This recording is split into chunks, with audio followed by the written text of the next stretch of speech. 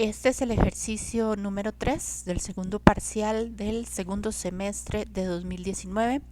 Es un ejercicio que tiene que ver con ondas electromagnéticas, vector de Poynting y presión de radiación.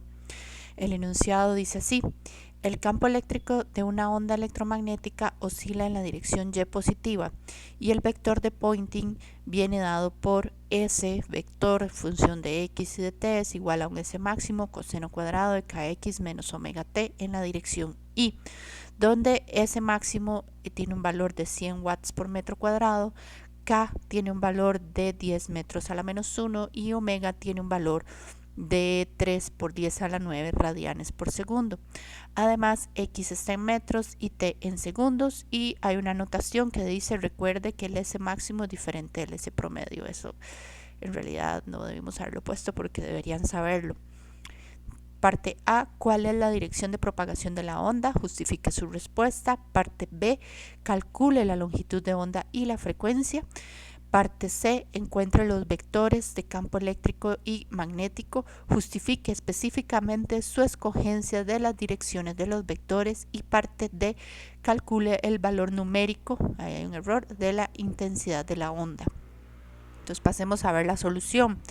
En la parte A es simplemente decir que la dirección de propagación de la onda está dada por el vector de Poynting. O sea, el vector de Poynting por definición tiene como dirección la dirección de propagación de la onda, en este caso la dirección Y.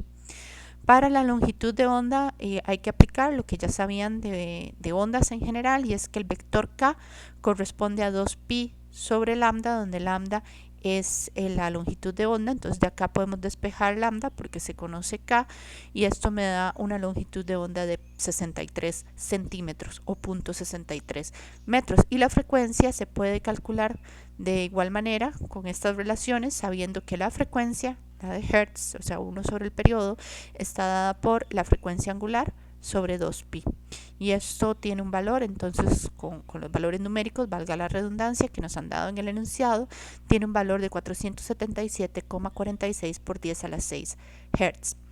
Acá tal vez lo más interesante de este ejercicio es la relación con la intensidad. O sea, nos están pidiendo que calculemos, veamos, regresemos al enunciado en la parte C para refrescar que decía el enunciado.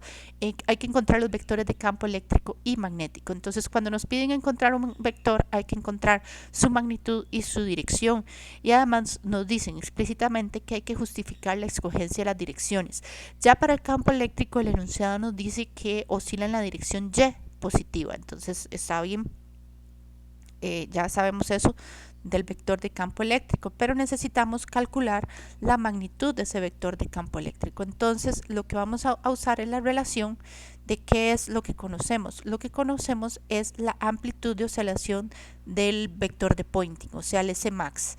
El S max nos va a servir para calcular la amplitud de oscilación del campo eléctrico, o sea el E max, suponiendo que, o sabiendo, más bien no suponiendo sino sabiendo, que hay una relación entre el E max y el S promedio. El S promedio estaría dado entonces por E máximo al cuadrado sobre 2C mu 0. Esto es de las relaciones, digamos, de lo que deberían tener en su formulario o de lo que se aprendió durante el capítulo.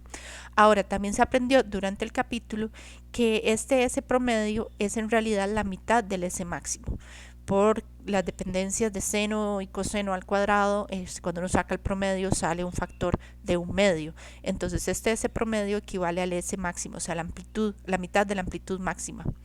Y con esto ya podemos cancelar dos factores de 2 acá, y tendríamos que el S máximo es igual al E máximo al cuadrado sobre C mu 0, y de acá podemos despejar el E máximo, que para los valores que nos han dado tendría un resultado de 194 voltios por metro.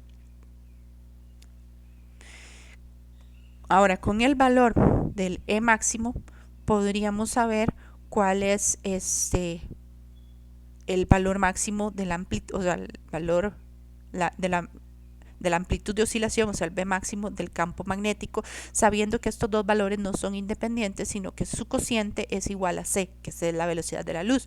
O sea que el B máximo vendría dado por el E máximo sobre C. y esto tendría con un valor de 6,47 por 10 a la menos 7 teslas. Y entonces ya viene la hora de escribir el vector. El vector E de campo eléctrico sería el E máximo, que ya se calculó, por un coseno de kx menos omega t en la dirección J, porque eso es lo que nos dice el enunciado. Y luego en la dirección B, perdón, el vector B de campo magnético sería el B máximo, que ya calculamos por un coseno de kx menos omega t. Y aquí sí es importante notar que hay que escoger la dirección. Si sabemos que la onda se propaga en I y el campo eléctrico oscila en J, necesariamente el campo magnético debe ser en K para que sean todos perpendiculares. Vamos a ver, dice, acá se pone la anotación, siempre que uno va a dar una solución debe justificar de dónde saca las cosas o cómo escoge, en este caso, la dirección, sobre todo cuando no hay ningún cálculo de por medio. Dice, donde los valores de las amplitudes fueron calculados, o sea, ya calculamos E máximo y B máximo, K y omega se dan en el enunciado y las direcciones se escogen de manera que los campos sean perpendiculares entre ellos y perpendiculares a la dirección de la propagación de la onda, que es el vector de Poynting. Además, el enunciado ya dice que el campo eléctrico es en la dirección Y positiva. Entonces ahí está la justificación que nos estaban pidiendo explícitamente. Luego la intensidad es simplemente el S promedio, que ya dijimos que es el S máximo sobre 2, o sea 50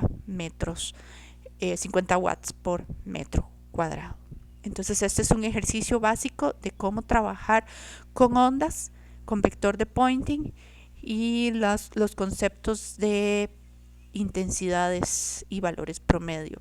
Recuerden, acá quiero hacer la anotación, no está acá, volvamos un momento al enunciado para hacer la anotación de que en el enunciado el vector de Poynting me lo dan como coseno cuadrado, entonces yo por eso escogí también que cuando escribo los vectores de campo eléctrico y campo magnético uso función coseno, no función seno, para que quede en concordancia con lo que me están dando en el enunciado.